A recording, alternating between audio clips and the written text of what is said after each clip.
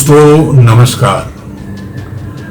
आज मैं आपसे बात करने जा रहा हूं एक ऐसे व्यक्ति की जो हिंदुस्तान को कई वर्षों कई दशकों के बाद मिला है, जिसकी जबान पर खरी खरी बात होती है, जिसकी जबान पर कोई डर नहीं होती, कोई लचक नहीं होती और किसी तरह का जो है असमंजस नहीं होता।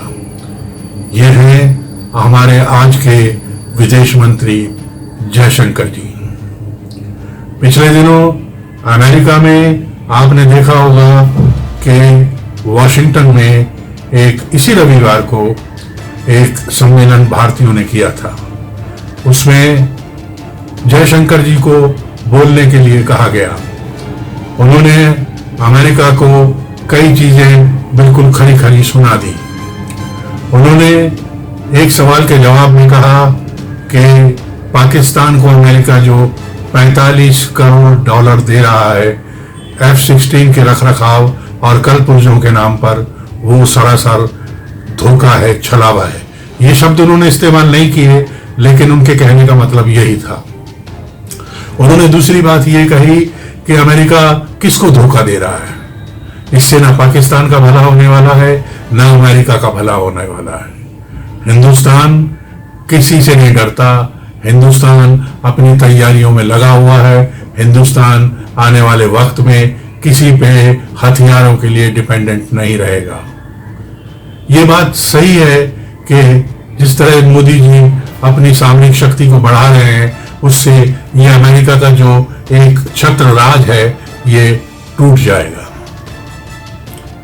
अगर आप ध्यान से देखें तो यूक्रेन हो, ताइवान हो, सीरिया टाइप के मुल्क हो, श्रीलंका हो या कुछ और छोटे मोटे देश हो जहां पर किसी ना किसी तरह का विद्रोह होता रहता है, उसकी गिनती में अब चाइना भी आ गया है और उन्हें हथियार बेचे जाते हैं इस बात पर कि हम आपकी रक्षा कर रहे हैं, हम आपको कवच दे रहे हैं। और इस तरह से वो लोग उनके कर्जदार होते चले जाते हैं। जो अमेरिका की इकोनॉमी नीचे गिर रही थी, उसको इन्हीं हथियारों को बेचकर फिर से संभालने की कोशिश की गई है और बहुत हद तक उसे संभाल भी लिया गया है। अमेरिका किसी को फ्री में कुछ नहीं देता और कोई भी मुल्क नहीं देता। अमेरिका क्या, कोई भी मुल्क किसी को फ्री में कुछ नहीं देता। उसकी एवज में कुछ ना कुछ जरूर ग्रहण करता है। ये एक भारत इकलौता मुल्क है जो अपने पड़ोसियों की, जैसे श्रीलंका हो, उनकी और बांग्लादेश की मदद करता है। बांग्लादेश ने भी यूएन में अभी चित्कार लगाई है कि वहां पर 30 लाख बंगाली औरतों का जो है उनके साथ व्यभिचार किया गया और नौजवानों का कत्ल किया गया और उसमें पाकिस्तानी फौज मुलव्विस थी। भारत पहले से ही कहता रहा है कि कश्मीर में आतंकवाद और देश के अलग अलग हिस्सों में आतंकवाद फैलाने में पाकिस्तान का हाथ है। उसी पाकिस्तान को नए जहाज देकर, आप ये मत सोचिए कि वो कल पुर्जे ही देंगे, उनके इंजीनियर भी आ रहे हैं, उनको बिल्कुल नई स्थिति में लाने की वो कोशिश कर रहे हैं। लेकिन वो ये भूल गए हैं कि अभी हमारे एक सुखोई ने उनके इसी F-16 को मार गिराया था जिसे अभिनंदन चला रहे थे। तो एक तरह से देखा जाए तो उसकी भी जो क्रेडिबिलिटी है, जो पिछले 40 साल पुराने जहाज हैं, वो अब तकरीबन खत्म हो चुकी है। और पाकिस्तान जो है, जो पैसा उसको बाढ़ में लगाना चाहिए, भूख में लगाना चाहिए, शिक्षा पर लगाना चाहिए, महंगाई पर लगाना चाहिए, वो फौज को दिया जा रहा है ताकि वो अपनी सामरिक शक्ति को बढ़ा सके। उसमें से तकरीबन 50% पैसा ये डकार जाएंगे। मैं पहले भी अधिकतर वीडियोस में कहता रहा हूं, पाकिस्तान में जो पंजाबी मोटे मोटे जो जनरल हैं, मेजर जनरल है, लेफ्टिनेंट जनरल है, कर्नल है, ये सब मिल बांट कर जो फौज के नाम पर पैसा खाते हैं, लूटते हैं। उसके बाद ये पिज्जा की दुकानें खोल लेते हैं, उसके बाद ये मैगी तक बेचने लगते हैं, बच्चों के डायपर बेच रहे हैं। ये फौज का काम है। अब मटर भी बेचना शुरू कर दिया उन्होंने, लेकिन बलूचिस्तान का कोई ध्यान नहीं दे रहा। सिंध का कोई ध्यान नहीं दे रहा, टीटीपी का कोई ध्यान नहीं दे रहा, अफगानिस्तान के साथ इनकी झड़प चलती जा रही है।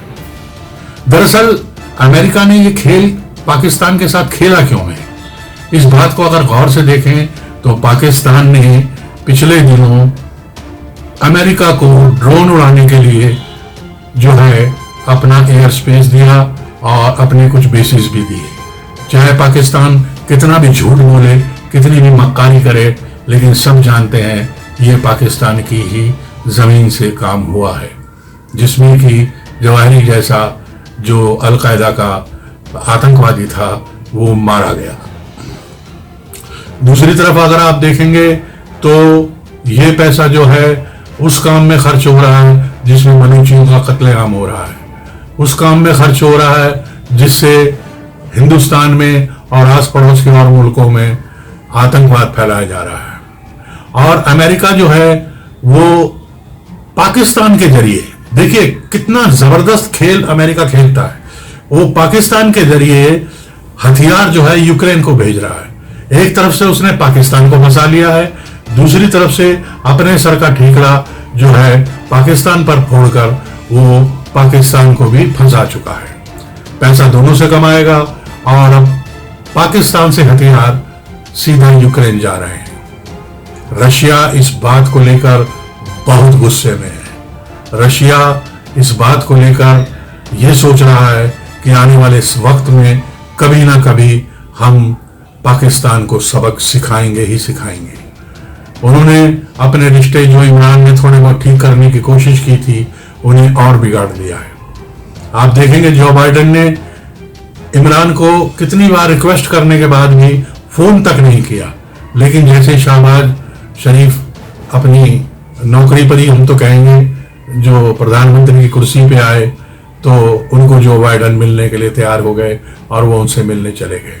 उनके कुछ मंत्री भी गए, उनके एक मंत्री को तो वहां की पब्लिक ने भगाया, उन्हें चोरनी कहा, उन्हें ठग कहा, उन्हें अलग अलग किस्म की गालियां दी। तो पाकिस्तान का जो हाल है पूरी दुनिया में सबके सामने है, लेकिन अमेरिका है वो अपने तरीके के छल कपट प्रपंच रचता रहता है। अमेरिका पर प्रधानमंत्री भी जानते हैं पूरी तरह से भरोसा कभी नहीं किया जा सकता। अमेरिका ने कहा कि आप रशिया से तेल नहीं लेंगे, हमने कहा हम लेंगे, आप लगाओ सैंक्शन। तो इस तरह से जो है आंख मिचोली का खेल जो है वो चल रहा है और मोदी जी किसी के आगे झुकने वाले नहीं हैं। ये देश अपनी शर्तों पर चला है और अपनी शर्तों पर जाएगा। पिछली सरकारों ने भी अमेरिका को दूर रखा था, लेकिन मोदी जी ने उनसे रिश्ते सुधारने की कोशिश की, लेकिन अगर अमेरिका ने अपनी हरकतें नहीं छोड़ी तो आगे बहुत मुश्किल होगी, क्योंकि यहाँ के राजनाथ सिंह जी और कई और लोग भी ये शिकायत अमेरिका को कर चुके हैं और जयशंकर जी ने तो साफ कह दिया है कि आप किसको बेवकूफ बना रहे हैं, इससे आप दोनों का कुछ नहीं होने वाला। आप उसके बेसिस इस्तेमाल कर सकते हैं, आप उसके जरिए हथियार भेज सकते हैं, उसे कम से कम कई देशों का दुश्मन बना सकते हैं। यूक्रेन ने भी जो है अपने हर तरह के छल कपट प्रपंच जो अमेरिका से उसने सीखे हैं उन्हें आगे बढ़ाना शुरू कर दिया है। उसने ऐसे ऐसे वीडियोस निकाले हैं जेलेंस्की के जिससे कि रशिया में विद्रोह हो जाए और वहां की जो सबसे लड़ाका कौम है वो रशिया के खिलाफ हो जाए, और इसका असर भी वहां पर हुआ। उन्होंने जो है इजराइल से भी हथियार लेने के लिए कहा, एंटी एयरक्राफ्ट मिसाइल के लिए, लेकिन इजराइल ने साफ मना कर दिया। उसने कहा कि मैं ये हथियार आपको नहीं दे सकता, क्योंकि इजराइल जानता है कि किसी भी कीमत पे अपने आस पड़ोस में रशिया से दोस्ती करने के अलावा और कोई चारा नहीं है और आप उनसे दुश्मनी नहीं कर सकते। ईरान से उसकी पहले ही ठनी रहती है और ईरान जो है रशिया का मित्र है। तो इस तरह से एक पूरा खेल हमारे आसपास रच दिया गया है और एशिया के देश ही इसमें सबसे ज्यादा जो है मुतासिर हो रहे हैं, सबसे ज्यादा प्रभावित हो रहे हैं। तो दोस्तों, इनकी चालाकियों, इनकी जो चालबाजियों को आप समझिए, क्योंकि जयशंकर जी ने कहा है उन्होंने खास तौर पे वाशिंगटन पोस्ट अखबार का नाम लिया। उन्होंने कहा कि ये ऐसा अखबार है जो हमेशा हिंदुस्तान के बारे में बुरा ही लिखता है, बुरा ही कहता है, क्योंकि इसे कुछ जो पत्रकार हैं वो कम्युनिस्ट विचारधारा के हैं, वो चलाते हैं और वो भारत को बदनाम करने या उसे नीचे गिराने में कोई कसर नहीं छोड़ते। वो भारत के नक्शे को उल्टा सीधा छापने, उसकी गलत झूठी खबरें देने में कोई गुरेज नहीं करते। तो दोस्तों, जयशंकर जी ने उनके कान उमेट दिए हैं और उन्हें बता दिया है कि आज का भारत अब किसी से नहीं डरता और किसी की परवाह नहीं करता। वो आगे बढ़ रहा है, आगे बढ़ता रहेगा। हमारे एम का जो 6th जनरेशन का जहाज है वो जल्दी ही हमारे फौज को मिलने वाला है।